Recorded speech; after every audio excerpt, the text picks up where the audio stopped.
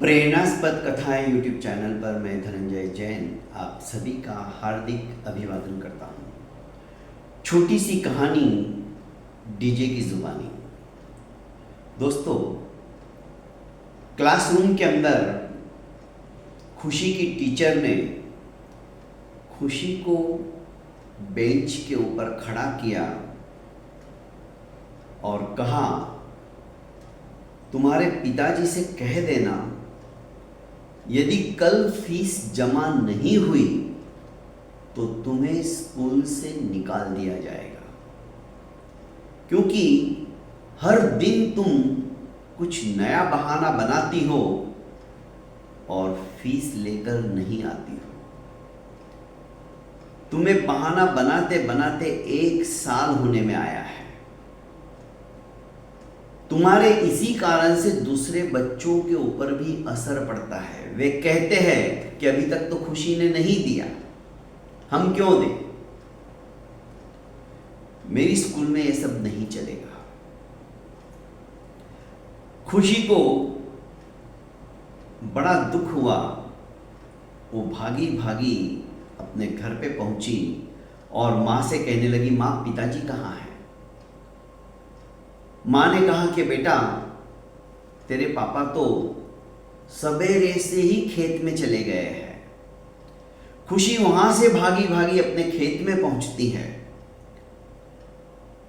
अपनी बिटिया को आते हुए देख खुशी के पापा उसे गोदी में उठा लेते हैं और प्यार से उसके सर पर हाथ फेरते हुए कहने लगते, क्या बात है बेटा, आज तो इतनी भागी भागी हुई, क्यों आई? कुछ खास वजह? उसने कहा, पिताजी, टीचर ने आज बहुत डांटा है और कह दिया है कि कल यदि फीस तुमने जमा नहीं की तो तुम्हें स्कूल से निकाल दिया जाएगा। पिताजी ने बड़े प्यार से खुशी को कहा कि बेटा, टीचर से कह देना इस बार हमारी फसल बहुत अच्छी हुई है और फसल की कटाई होने के बाद, माल बिक जाने के बाद आपकी पूरी की पूरी फीस पिताजी खुद आकर जमा कर देंगे। सिर्फ 7 दिन के लिए आप और रुक जाइए। टीचर मान जाएगी बेटा, आप मेरी तरफ से उन्हें ऐसा कह देना। और तुम देख रही हो फसल कितनी अच्छी आई है। बाल स्वभाव, पिताजी के ऊपर अटूट विश्वास रखने वाली खुशी दौड़ी दौड़ी वापस घर पे आ गई। दूसरे दिन स्कूल में जब टीचर ने फिर से उसे खड़ा किया तो खुशी ने कहा कि टीचर, आप चिंता मत करो, इस बार हमारी फसल बहुत अच्छी हुई है। मैं कल ही यहाँ से सीधा पापा के पास गई थी, पापा खेत में ही थे और इस बार की फसल हमें बहुत पैसा देगी। 7 दिन के अंदर अंदर पापा उस फसल को बेचकर सबसे पहले आपके ही पास आएंगे और पूरे साल की फीस जमा कर देंगे। टीचर ने उसे डांटते हुए कहा कि मुझे तुम्हारे बहाने सुनते सुनते कान पक चुके हैं। मैं तुम पे कैसे विश्वास कर लूं? तुम इसी तरह से 1 साल से मुझे झोल झंडी देती हुई चली आ रही हो। अनाप शनाप उस बच्ची को टीचर के मुंह में जो आ रहा था वो बोले जा रही थी।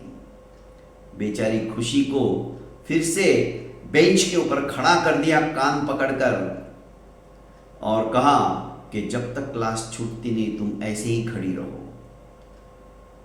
करीब आधा घंटा व्यतीत हुआ होगा, भयंकर तूफान आया। क्लासरूम की खिड़कियां खड़खड़ाने लगी। मूसलाधार बारिश बड़े बड़े ओलों के साथ गिरने लगी। खुशी रोए जा रही थी। उसका सारा सपना जो टूट रहा था, वही डर कि अब क्या होगा, मुझे स्कूल से निकाल दिया जाएगा, इन ओलों की वजह से हमारी फसल सारी नष्ट हो जाएगी, मेरे पापा फीस जमा नहीं कर पाएंगे, यहां तक कि अब तो हमारे भी खाने के लाले पड़ जाएंगे। कई तरह के विचार खुशी के मन मस्तिष्क के अंदर कौंधने लगे और हुआ भी यही। पूरी फसल तहस नहस हो गई। दोस्तों, ऐसे ही किसान आत्महत्या नहीं कर लेता है। अरे उनका सारा खेल प्रकृति के ऊपर निर्भर रहता है। बारिश आई, फसल अच्छी हुई, मंडी में बिक गई, दाम अच्छा मिला, तो ही उनका पूरा साल व्यतीत होता है। और आजकल किसान बैंकों से लोन लेते हैं। पहले तो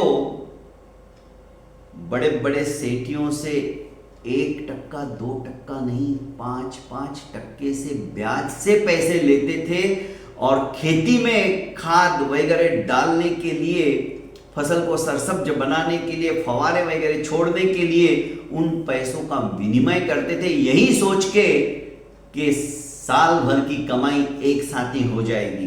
पर फसल यदि आई नहीं, बारिश हुई नहीं, तो उनका ब्याज पर ब्याज चढ़ता चला जाता है।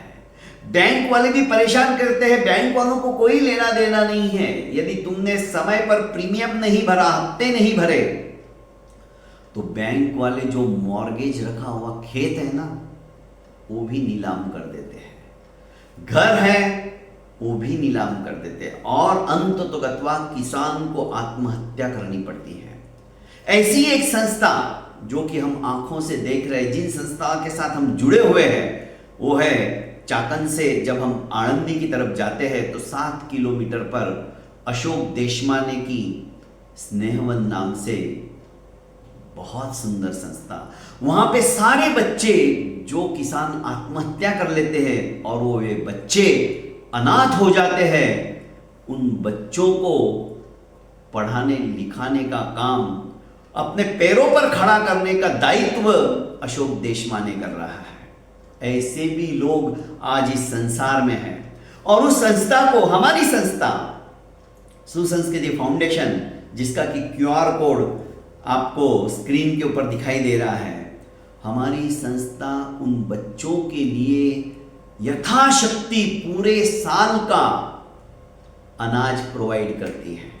हम जगह जगह चैरिटी शो करते हैं, म्यूजिक के द्वारा, सिंगिंग के द्वारा हम लोगों का मनोरंजन करते हैं और हम लोगों से पैसा लेने के बजाय एक मुट्ठी अनाज मांगते हैं।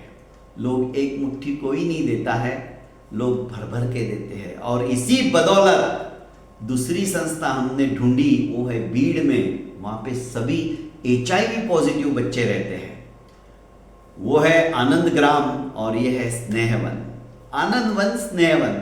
आनंद ग्राम को मैं आनंद वन ही कहता हूं। सचमुच में वहां जाने के बाद आनंद ही आनंद मिलता है। अभी 4 दिन पहले ही हम लोग वहां जाकर आए और उनको 1000 किलो गेहूं देकर आए, 45 किलो अंगूर दे के आए और 25 किलो खरबूजे दे के आए उन बच्चों को जो कि HIV पॉजिटिव है।